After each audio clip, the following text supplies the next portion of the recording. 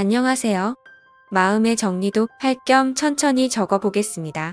여동생이라 해도 피 한 방울 안 섞인 남이지만 이야기는 지금으로부터 5년 전부터 시작됩니다. 당시 저는 24살이었고 여동생은 18살이었습니다. 저는 회사에 취업 후 자취하기 시작했을 때 요리는 당연히 할 줄 모르고 밥하는 것도 귀찮아서 매일 퇴근하면 집 근처 술집에 식사 겸 한잔하러 갔었는데 그때 그 술집에서 아르바이트 하던 게 제 동생입니다. 뭐 그래도 이때는 동생 관계가 아니었습니다.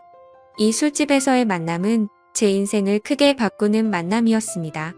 주 4일은 밥 먹으러 다니니까 점장님도 기억할 수 있었고 저도 반대로 대충 어떤 아르바이트생이 있는지도 기억하고 있었습니다. 특히 여동생은 주 6일에 아르바이트를 했기 때문에 인상적이었습니다. 그래서 평소처럼 자리를 잡고 한잔 마시면서 밥을 먹고 있었는데 그날이 토요일인데다 평소보다 더 붐볐습니다. 20여 개 있는 테이블도 제 옆자리만 비어있을 정도였습니다. 사람이 너무 많아서 혼자 테이블 차지하고 있는 게 눈치가 보여 후딱 마저 먹고 나가려고 생각하고 있었는데 느닷없이 누군가 말을 걸었습니다. 저기 죄송한데 옆에 좀 앉아도 될까요? 그때는 제 동생도 아니었고 뭐 어쨌든 피가 안 섞여서 동생은 절대 아니니까 편의상 수지라고 적을게요. 저에게 말을 건 사람은 수지였고 아무래도 아르바이트가 끝난 시간이었던 것 같습니다. 아르바이트 끝나고 식사를 하기 위한 자리가 제 옆밖에 안 비어 있었던 거죠. 저는 앉아도 된다고 했습니다. 하지만 그와 동시에 복장을 초라하네 눈이 갔습니다. 제 또래의 여자로 보이는데 깨묻은 티셔츠에 촌스러운 청바지 그리고 낡은 컨버스 주 6일이나 아르바이트 하는데 꽃 살 돈이 없나? 돈을 모으고 있나? 라는 의문이 들어도 머릿속의 생각으로만 끝났지 물어볼 수는 없었습니다. 그날은 결국 대화다운 대화도 나누지 못했지만 왠지 호기심이 생겼습니다. 수지가 자리에서 일어난 후 가게 점장님께 수지에 대해서 무심코 물어봤습니다. 수지 씨는 뭔가 학비라도 모으고 있어요? 훌륭하네요. 나이도 젊은데 왜 그렇게 생각해? 아니 올 때마다 항상 아르바이트를 하고 있고 옷도 잘 안 사 입는 것 같아서요. 아니 쟤는 집안 사정이 많이 복잡해. 사정이 많이 딱해. 그래서 안타까워서 아직 고등학생이지만 아르바이트 쓰는 거야. 아 그래요? 고등학생인데 참 대단하네요. 반했어? 반하진 않았지만 왠지 모르게 흥미를 갖게 되었습니다. 그래서 기분 나쁘지 않은 수준으로 가게에서 말을 걸거나 자연스럽게 들리는 이야기들을 듣기를 3개월 정도 계속하던 어느 날 우연히 제가 가게 뒷문을 나온 타이밍에 수지가 가게 뒤에서 고함을 지르는 목소리를 들었습니다. 근처로 가보니 통화 중이었고 들으려고 했던 건 아닌데 고함을 지르는 모습에 무슨 일인지 궁금하여 근처에서 통화하는 것을 엿들었습니다. 들려온 내용은 자세하게 못 알아들었는데 뭔가 돈 때문에 혹신각신하는 것 같았습니다. 어제 30만 원 줬는데 왜 이런 대화였습니다. 대충 통화가 끝났을 무렵 이번에는 서럽게 우는 소리가 들려왔습니다.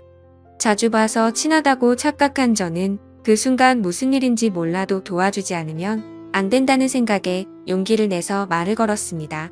밤늦은 시간에 가게 뒤에서 울고 있는 여자에게 양복 입은 직장인이 말해 건네는 건 이상한 모습으로 보이겠지만 그런 건 개의치 않았습니다. 무슨 일 있어요?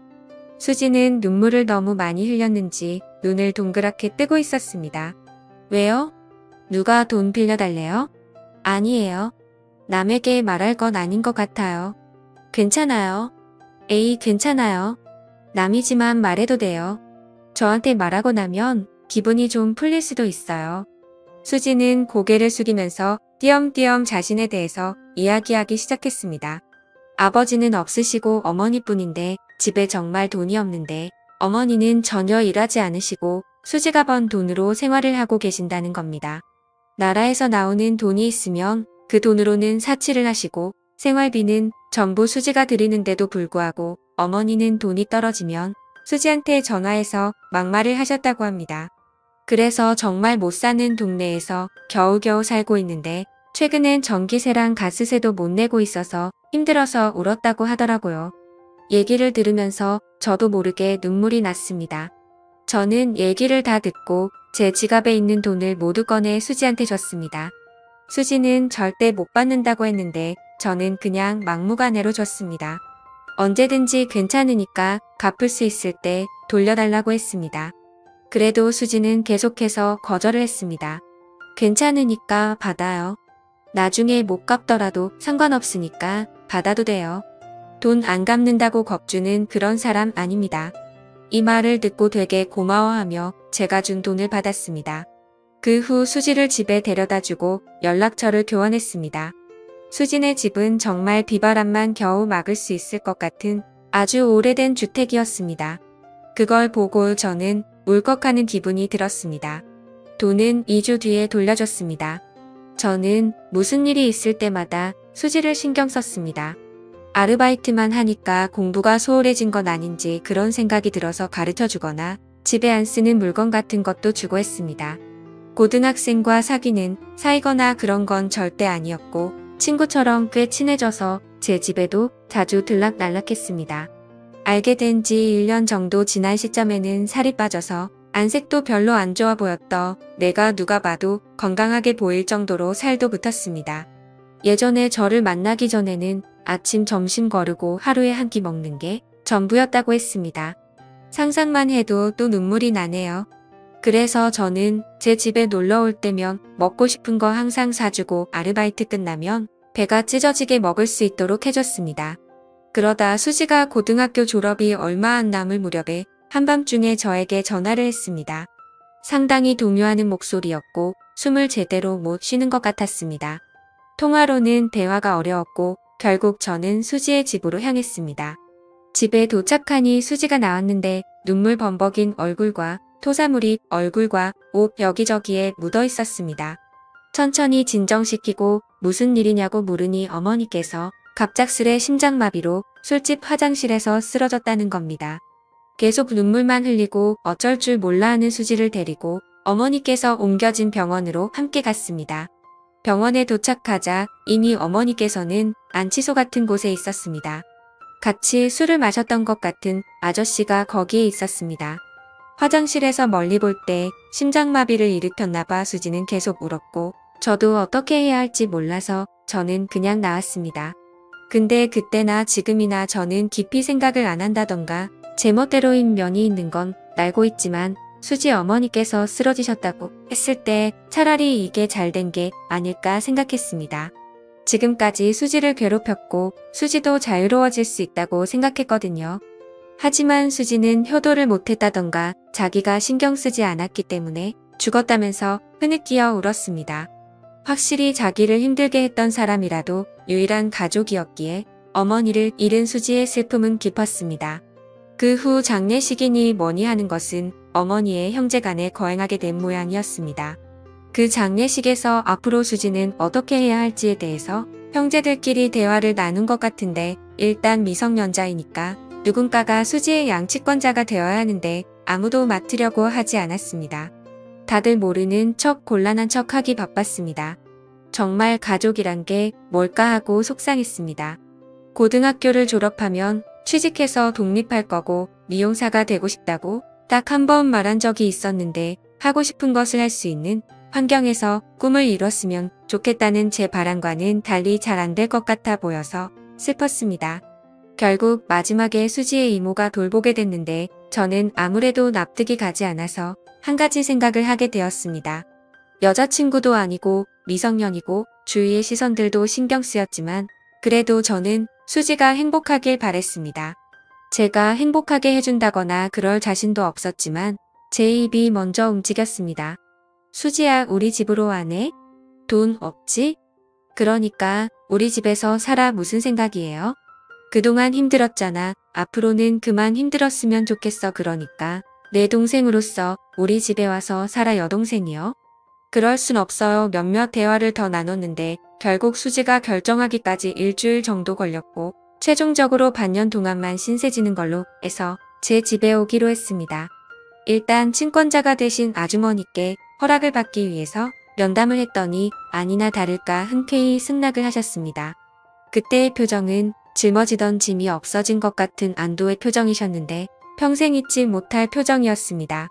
그리고 저와 수지의 남매 생활은 고등학교 졸업을 기점으로 시작되었습니다. 같이 살기 시작했을 때 뒤늦게 제 부모님께도 말씀을 드렸는데 특히 아버지께서 너는 훌륭한 남자야 라며 상당히 응원해 주셨기 때문에 큰 걱정 없이 수지를 돌볼 수 있었습니다.